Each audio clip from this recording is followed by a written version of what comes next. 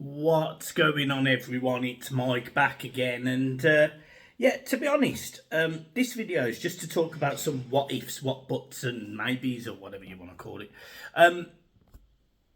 It's a video that essentially centres around Sean Dyche, centres around the Premier League and what's going on, and centres around what it might mean for Everton, albeit I don't think anyone really knows.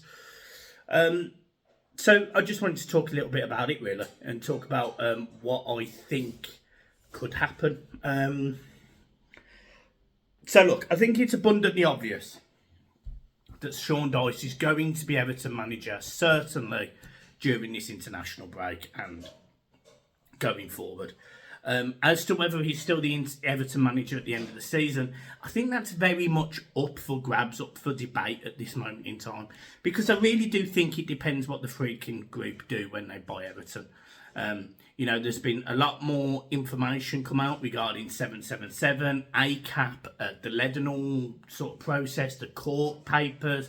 There's been a lot more information that's been released, and fundamentally what it does look like is that Moshiri pulled a bit of a blinder, that they borrowed 210, 200 million pound, and fundamentally they only had to pay 66 back, and that there's some equity in the deal. It was like 10% of the club. It'd be sort of, they had 7 years where they couldn't sell it, and they were only getting dividend, they had no say in it, and it just sounds like it actually was a good deal. And it's only when all this sort of, all of this has erupted that you only find all of this out. But this obviously puts the Friedkin group in a position where, now that they've got some clarity, now that there's an agreement in place with ACAP, it does mean that they can push forward with some form of deal. And that deal looks quite promising. It looks like they've already started restructuring the finances and the debts at Everton. Looks like they're already putting money into the club, and it looks like they've got a plan with this 777 money. That's positive. We already know, based on what we've seen from Roma and the work that we've done with the Roma press, we already know that these guys come in and essentially just sense check everything, every process. Is it efficient? Does it work? Does it need to change? Is the players good enough? Do they need to change? And they're prepared to invest heavy at the start. They've invested £1 billion into Roma. A league that, no disrespect, does not have the same commercial revenue as Everton in terms of the Premier League.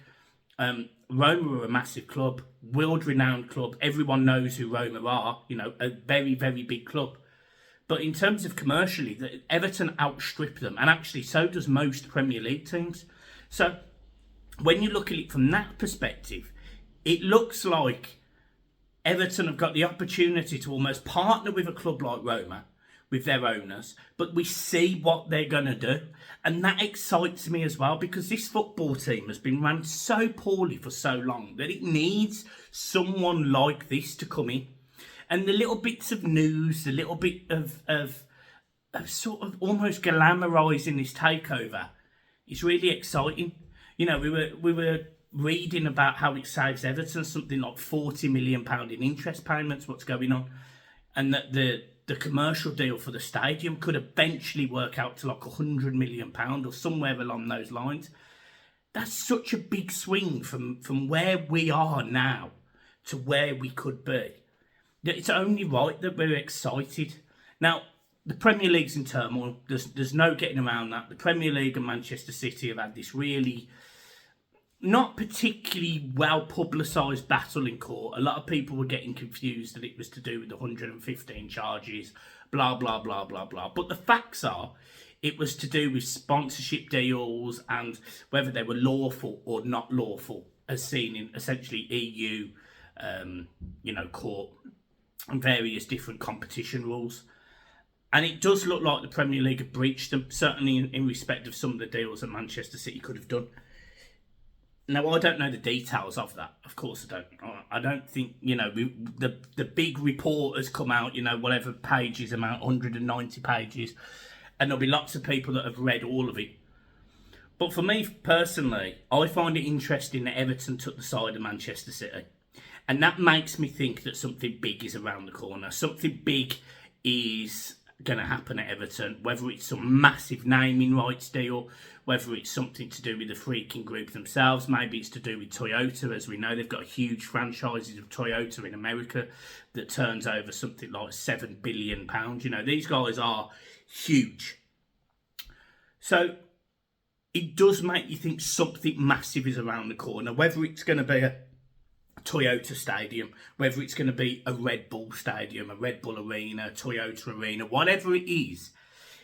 It does make me think that there's some big sponsorship money coming Everton's way. And then it's interesting to see how that affects PSR, how you can spend it, what you can spend it, and what's included and not included.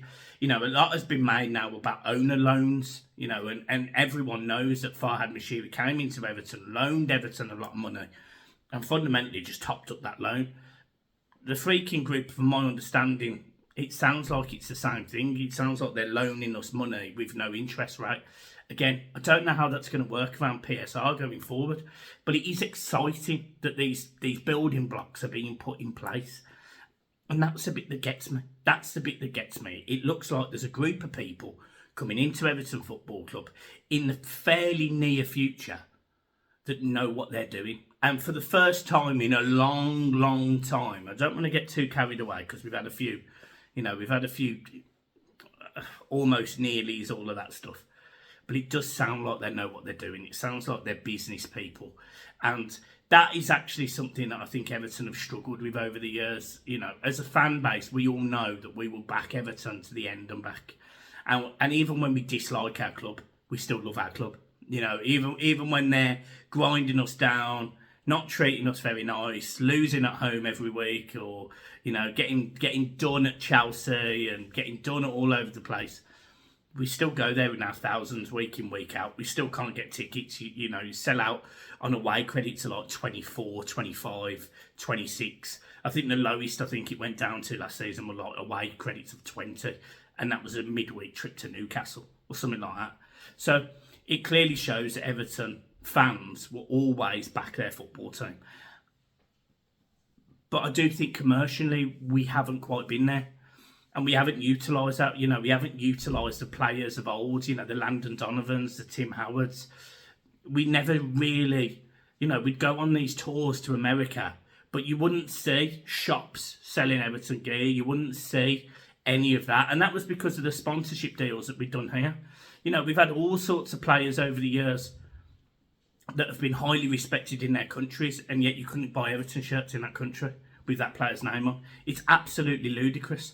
You know, we had Lukaku, you couldn't buy an Everton shirt in Belgium. We had Arteta, you couldn't get an Everton shirt in Spain. You know, I'm not saying these players at the time were massive superstars in their countries, but I am saying that there is a player there of that nationality who people would buy into. Maybe not Arteta, because he never really made it in the international scopes, but say, for example, Tim Cahill in Australia, you couldn't buy an Everton shirt with Cahill on the back. And these are the things that I think Everton need to work on. And these are the things that I think Dan Friedkin, through his franchise model that he's already used to, will probably do. They'll probably address that. And then the commercial deals with companies like Amarak and various other commercial partners.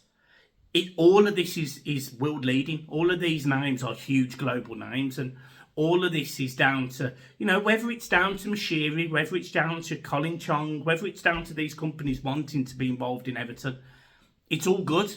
You know, you look at the Castora deal and it's £20 million, which I think is the 6th or 7th highest in the Premier League. You know, higher than Aston Villa's, higher than Newcastle's, I think. So when you look at that deal, it shows where Everton actually are as a potential brand. You know, and they don't have that stadium. We love Goodison, but we've never utilised that. We've never utilised Goodison as the iconic Goodison Park, you know, the football stadium that has seen semi-finals of World Cups and, you know, traditionally been a fortress and, you know, had Pele grace its pitch and its changing rooms. Where do you ever hear about that unless you're an Everton fan? You don't. You know, it's not like there's a museum of football where Everton is just centre of attention and Goodison Park is centre of attention. And these are the things that I think commercially, hopefully now, Everton will start to get right. And then on top of that, and I don't want to talk about it too much because this isn't a video just digging out Dyche, but there is changes to be had.